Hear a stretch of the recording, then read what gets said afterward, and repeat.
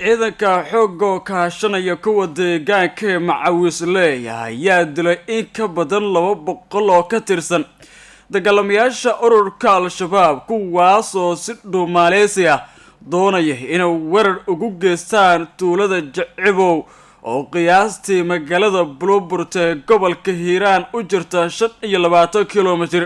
kooxdan ayaa damacoodu ahaa in ay kala gooyaan labada magaalo ee Beledweyne iyo sidoo kale Bulburte oo kala hore ciidanka dowladda federaalka Soomaaliya ay isku fureen.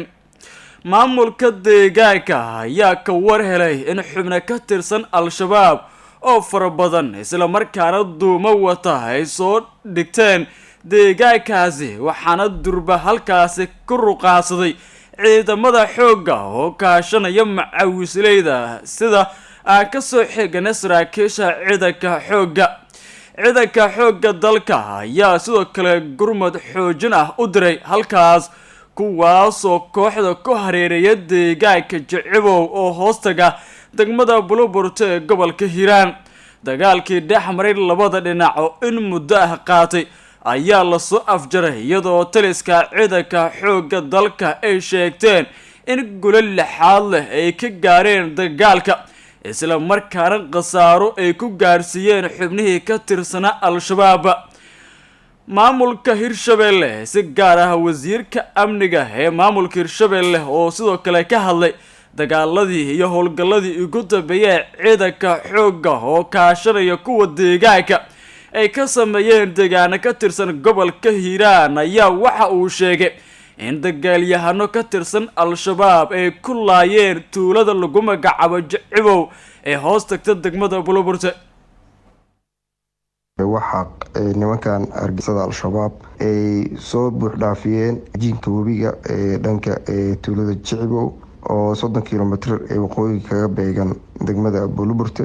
halkaas waa barigii ciidankii amniga iyo ciidanka deegaanka oo ku sugnaa iyo ayagii soo buux dhaafiyay webiga jiinkiisa dhulkaas oo dhan oo qorshahoodu ahaa in ciidamada meeshaasi jooga burburiyaan kadibna ay soo galaan Bulburte iyo deegaanada hoos yimaada si loo kala gooyo socodkii Bulburte iyo magaalada Beledweyne oo dib u soo laabtay. waxaa ilaahay mahadiis ah ciidamadii halkaas ku sugnaa iyo iyaga ayaa food isdaray. dagaalkan waxaa markii dambe ku biiray oo gurmad u noqday ciidamo ka kala baxay Bulburte iyo Sooman oo deegaanka tagay. ciidamadaas oo iska caabin xoogan kala kulmay nimankii argagixisada ahaa markii koowaad. markii dambena waxaa ilaahay mahadiisa u suurta gashay in la jiiro oo nimankaas cadowga ah si la yaab leh loo burburiyo farsamihii iyo difaaci ay samaysteen.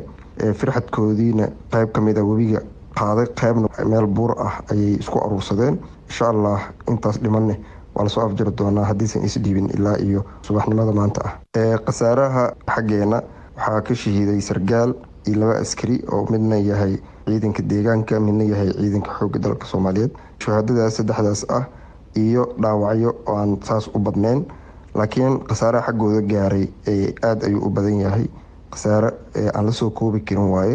qayb ka mid ah meedadkoodii webiga ayaa qaaday oo soo bandhigi doona meediyaha jabka xoogan ee gaaray iyo nimanka cadowga ah dhimashada xoogan ilaa shalay gaaray.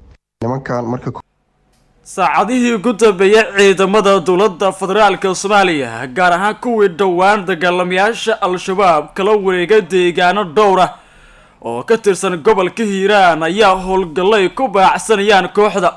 waxa ay ka wadeen deegaano dhowr ah oo ka tirsan gobolka Hiiraan gaar ahaan deegaano hoostaga degmada Bulburte. shacabka ku dhaqan deegaanada Hirshabelle si gaar ah gobolka Hiiraan ayaa ciidanka xoogga la daba jooga saadka taakulaynta oo isugu jira hilib, caano iyo biyo si ay u dhiirigeliyaan ciidanka xoogga iyo kuwa deegaanka ee macawisley oo muddooyinkii u dambeeyay xoojiyay halganka lagaga xoreynayo guud ahaan dalka kooxda al-shabaab oo in muddo ah ka dagaalamaysa geyiga Soomaaliya. bishaaro shirkadda isgaarsiinta Somtel waxay ugu bishaaraynaysaa macaamiisheeda sharafta leh inay u soo kordhisay xirmooyinka adeega Dhamays Plus. waa xirmooyin mobile internet unlimited oo aad u qiimo jaban kuwaas oo shirkaddu ay ugu talagashay macaamiisha shirkadda isgaarsiinta Somtel. macaamiil ku shuba $5 oo hel data internet iyo ku hadal aan kaa dhammaanaynin muddo 7 ah. sidoo kale macaamiil ku shuba $15 oo hel data internet iyo ku hadal aan kaa dhammaanaynin muddo bil ah. macaamiil ku dooro xirmooyinka adeega dhamays plus xawaare sare oo aan xaddi lahayn. macaamiil uga shubo xirmooyinka adeega dhamays plus adeega idahab kood nambarka xidig 104 gees. adeega idahab reseller kood nambarka xidig 304 gees. ugu dambeyntii waxaad bedelan kartaa airtime-ka kuugu jira adigoo garaacaya kood nambarka xidig 204 gees. macaamiil xirmooyinka adeega dhamays plus nafsadaada ku soor.